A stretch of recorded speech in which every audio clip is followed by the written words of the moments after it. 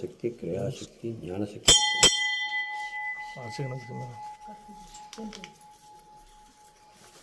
எல்லா ஆன்மா ஒன்று தான், எல்லா உயிர் ஒன்று தான். இது மாற்றமே கிடையாது உலகத்தில். இருந்தாலும் இந்த மனித பிரிவு, புனிதமான மனித பிரிவில் தப்பை வந்து ரைட்டுனா கூட ரைட்டு தப்பாக்கக்கூடாது. அது எந்த மதமாக வேண்டாம், பொய் பேசக்கூடாது, தெரியக்கூடாது. இது ரெண்டு தான் இந்த உலகத்தில். நீ வாங்கிக்கமா, நீ வாங்கிட்டு கணபதி கணபதி அச்ச கணபதி ஒரு பழைய வாங்கிட்டுமா.